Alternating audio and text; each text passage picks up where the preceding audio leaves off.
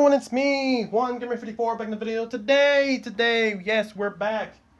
Today we're gonna be reacting to Food Theory. This burger is older than your grandpa. And I'm like, what? I'm sorry, I didn't know there was a prehistoric burger around here. But, okay, originally this video was supposed to be some sort of retro review of some past Food Theory episodes that I didn't get the chance to watch because either I was in Mexico or pretty much, the whole FNAF month. Originally, we were supposed to tackle, the crimes of food mascots, but no, this video came up, so I figured, why not? As opposed to the retro reviews, I'm not really sure what we're going to do with those. Maybe we'll drop them in the Dirt channel. Maybe. But anyways, you know what to do.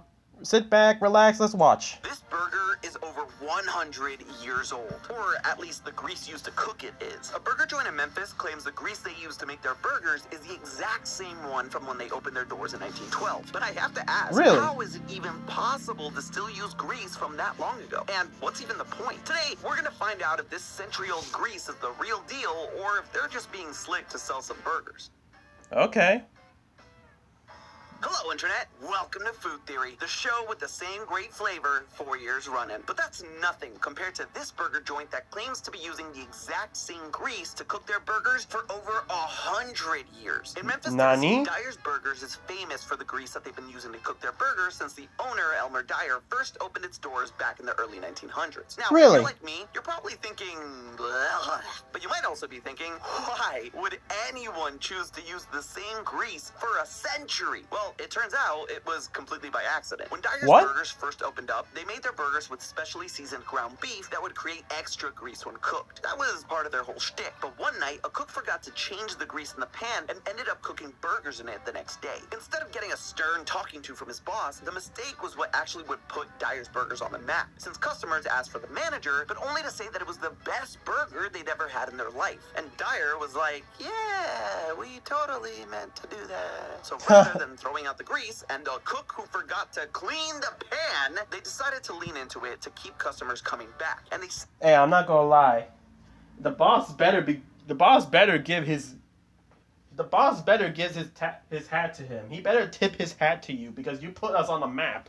All right, that man better be getting at least some percentage, man. One happy mistake and you put your restaurant on the map. You gotta give that employee some sort of the percentage. Come on, man.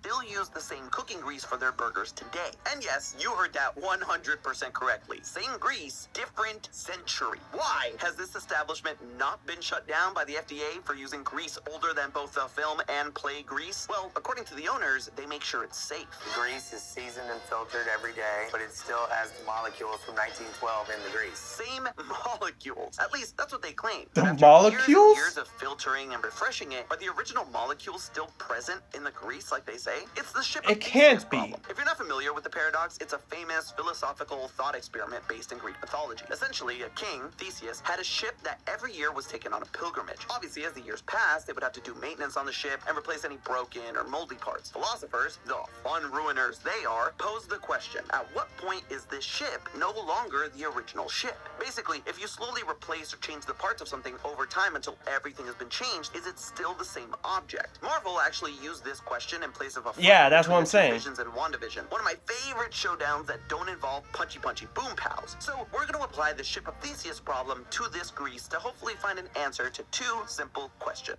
I'm not gonna lie, the MCU may be falling off a little bit to some people. I mean, shoot, they do bring out some good bangers from time to time. No Way Home, Deadpool vs. Wolverine, Guardians of the Galaxy Volume 3, so on and so forth. But I'm not gonna lie, post-Endgame, the post-Endgame arc with the whole, well, I guess multiverse, within the whole multiverse saga, I really do enjoy that Vision and White Vision were basically having a fight, but through philosophical and all that.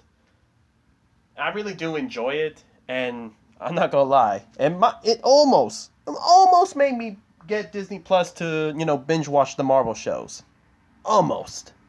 One, is this thing even safe to eat? And two, is it truly the same grease? It's our very own ship of greasiest. To start things off, the idea of reusing cooking grease isn't unique to Dyer's Burger. For example, bacon has a distinct smoky flavor and produces a lot of grease when cooked. You can store it and reuse it in other dishes to impart that flavor, like in your greens or rice or anything you want to give a delicious bacony complexity to. It's also a way you can add a meaty flavor without having meat in the dish itself, like in soups or dressings. People even use bacon fat to season a cast iron pan for the flavor, but also to help maintain its non-stick quality. Southern style cooking is pretty much 90% bacon grease. Brownies, cornbread, scrambled eggs, you name it.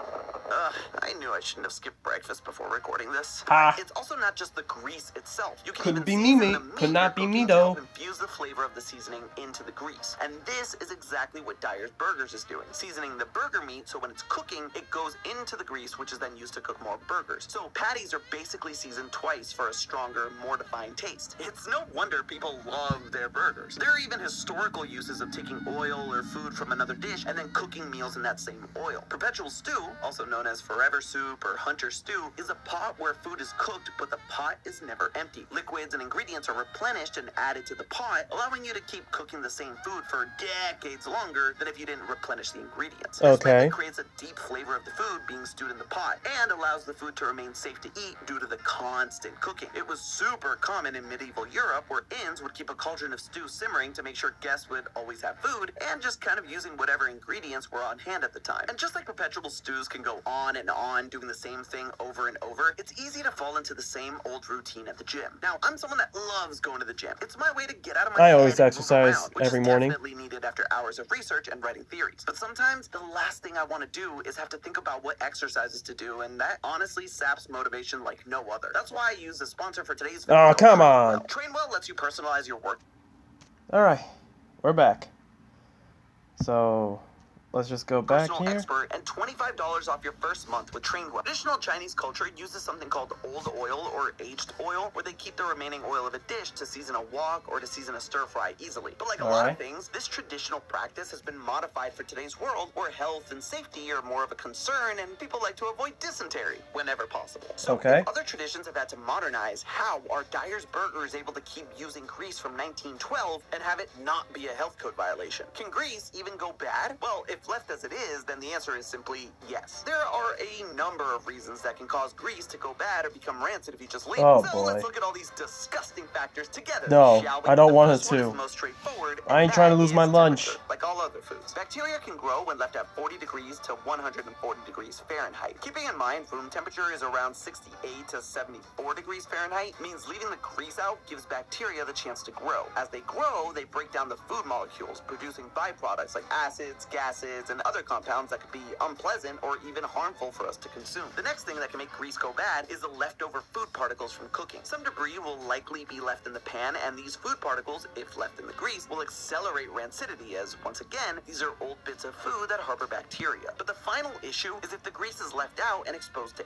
air, not covered in a container. Doing this leads to oxidation, something you see frequently with food, whether it's an apple or avocado turning brown, or when your chicken starts to smell like a landfill. It's a simple visual, but it's a really complex series of chemical reactions between oxygen and the fats, oils, and other compounds you find in foods. Basically, oxygen in the air all around you interacts with your food's nutrients and components and starts literally changing the bonds or structures of their molecules. We breathe it in all the time, so it seems harmless, but oxygen is actually a stone-cold killer. The reason this process is bad is because it can result in imparting off flavors and odors into the grease, which obviously nobody wants, but it can also degrade the nutritional value. Oh yeah, I forgot about that whole Shrek video. The byproducts of oxidation have also been associated with health issues like inflammation and even cancer, so you really don't want your grease to oxidize. In addition to oxidation, polymerization occurs, which is not the fusion of two monster cards in Yu-Gi-Oh, but rather the fusion of larger, more complex molecules, which can lead to the grease being even thicker with multiple seeds. TLDR, if you leave the grease out in the open air at room temperature, that grease is going to go bad, and the only thing you'll be known for is the world's most rancid burgers. That said, there are several ways you can help prevent food and grease from going off as quickly, and Dyer's Burgers burgers are doing all of them. So if you're wanting to start reusing your bacon grease and want to be safe while you do it, now's the time to start taking notes. One of the things Dyer's comes out with whenever people ask if it's safe to eat is that they filter and strain their grease daily. Straining the grease, which you can do at home by using a coffee filter and a strainer, removes the food particles and debris that may still be present in the pan, which contributes to that rancidity. A word I'm going to continue to work in because it's so much fun to say. Rancidity. Rancidity. Removing these particles helps reduce bacterial growth. Also, if these parts stay in the grease, they're getting cooked again, which will leave them burnt and make the whole thing taste bad. This process alone doesn't stop the grease from spoiling, but it does slow down the process. The other thing that can help the whole thing slow down is seasoning. Dyer's Burger says they use a secret seasoning in their burgers, and this in turn seasons the grease. Salt, which is typically what people use to season food, is highly effective at preserving it. It does this by drawing out the moisture of the food through osmosis, essentially drawing out all the water from the cells to the area of higher salt concentration, in this case, the surface. Dehydrating the cells like this helps prevent bacteria, molds, and yeast from living and reproducing, which completely slows down that going bad process. When you season something with salt, it forms a crust around the food, which reduces its exposure to air, basically making a barrier between the grease and the air and stopping the oxidation process we talked about earlier. Other seasonings like garlic, oregano, rosemary, and other herbs and spices contain antioxidants, which slow down oxidation or at least inhibit the growth of bacteria. Another thing that Dyer's is doing is using the grease constantly. It hasn't just been put to one side for 100 years and now they want to know if it tastes good. Dyer's are heating the grease up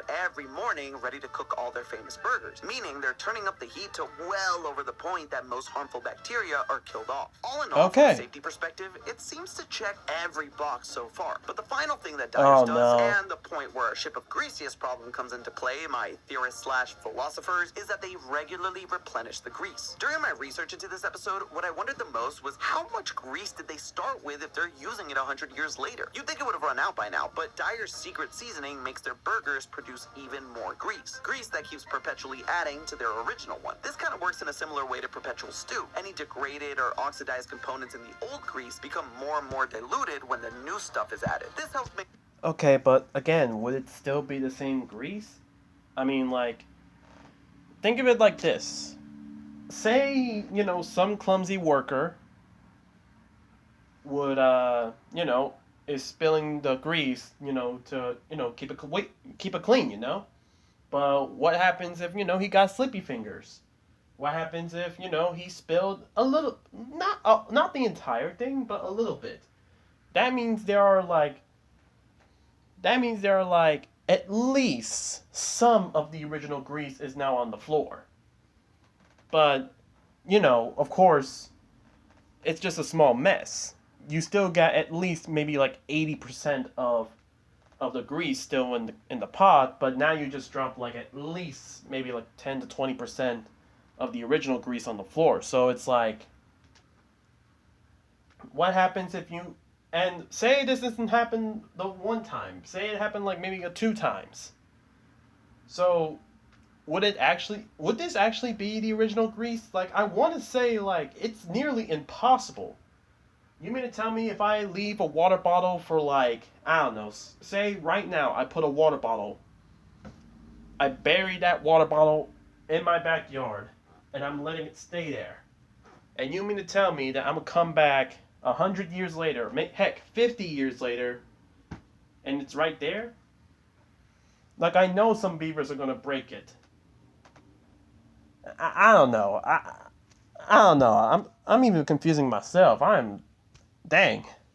Maintain the overall quality. I just don't think it can be. Mixture. The fresh grease contains antioxidants to help prevent oxidation and keep it, I was going to say fresh, but there's still one question we have left. The big claim that it's still the same grease. The current owner took it a step further and said that grease is seasoned and filtered every day, but it still has the molecules from 1912 in the grease. The same molecules? That is a wild claim, friends. And it seems oddly specific. Yes, Being the skeptic that I am, denying vegetables, expiration dates, and even fruit punch, it's time I add another one to our list, because there is no way that this has the same molecules in it. And if the molecules are different, what, did you bring a scientist in here? Today is the same greasiest as before. When you cook Oh, come on.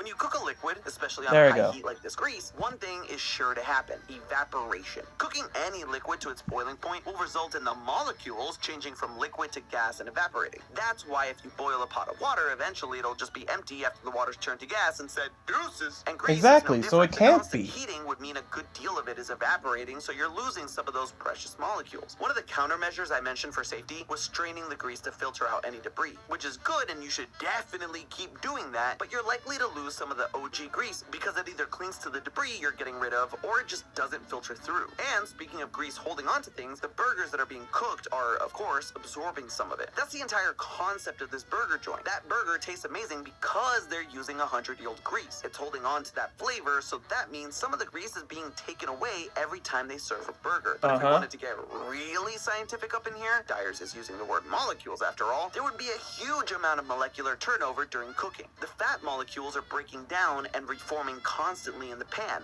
which is altering the grease's chemical composition. The repeated heating causes oxidation and polymerization, which is literally altering the molecular structure of the molecules as they react to heat or oxygen. So basically, the moment you cook the grease, it is never the same molecules again. Exactly. That's without touching on their method of regularly replenishing the grease. Dyer says that they add fresh grease every day, supposedly from the specially seasoned burgers that produce extra grease. This means that not only is the original evaporating, being lost, or the actual molecules themselves changing, but the new grease is also diluting the original. Every time they add new grease to it, the original is slowly becoming less and less present in the overall mixture. Now, we don't know how much they add or even how much they started with, but even just by adding a little bit of grease at a time after, say, I don't know, 100 years, there's definitely more fresh grease than original at this point. So suck it, philosophizers. It's not the same ship, it's not the same grease. But hey, that's not the end of this. What? Because Dyer's efforts aren't all for nothing. I was about to stop the video and,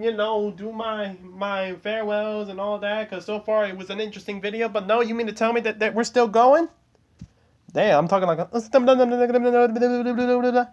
While sure, it's unlikely that the same molecules from 1912 are still in the grease, one thing that is certain is that this constant reusing and replenishing of grease has ensured the same flavor for over a century. We talked about how grease from food imparts some of the flavor profile. Well, if the burger is being seasoned with the grease from 1912, then the flavor profile will match the original burger. So if Dyer's have kept their seasoning the same, then that flavor of the grease should remain the same too, creating an endless cycle of repeated flavor into the grease, into the burger, into the grease, into the burger, forever. Just with the added benefit of an even deeper flavor. Just like how the burger on the second day way back when tasted way better by using the old grease, continually using the grease and adding more deepens the flavor every time. And finally, we get the answer to our paradox. Dyer's Burger's grease is not the same as it was in 1912. And it's definitely not the same molecules. Those weren't even the same on day 2. But each time they use the grease, it levels up, getting better and making the flavor I can't stop richer. winning. The taste might not be the same as last century, but over time it's only gotten more complex. No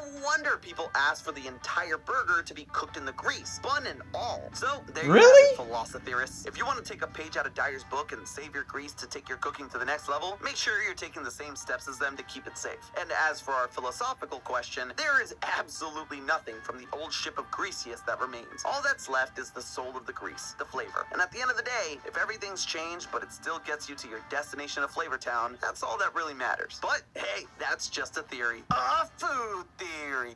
Alright, that's the end of the video, guys. Thank you guys so much for watching. Make sure you like the video so I know you guys enjoy. Comment down below what do you guys think. Dang, now you're just making me want to eat at dealers. Now you're just making me want to eat it. And ask for it to put the whole patty in there. Yes, buns and all. I'm going to look at the cashier right in the face and say, yes, I would like to have my burger completely covered in the oil. I mean, in the grease. Why did I say oil? That is disgusting. But yes, I want you to deepen with the oil. I want that heavenly burger, if you know what I mean. But yeah. Thank you guys so much for watching. Make sure you like the video so I know you guys enjoy. Comment down below what you guys think. We're probably going to do a doing a little bit of retro reviews. Like, we'll probably do a retro review of the other food theories, because some are very interesting, especially the Burger King one. The Burger King about like a what was it? 1,000, maybe a $1 million Whopper. I think that's what they said. And then there was also the food mascot, crimes theory as well. And, and so much more food theories that I kind of want to check over. And I guess I also need... I don't know, it's like, maybe I should do something. Maybe I should do something about those videos. Probably put them on the third channel, Probably put them on the third channel. But we'll figure it out. But anyways, guys, and subscribe! Because we're trying to upload daily. This is SwanGamer54, signing off.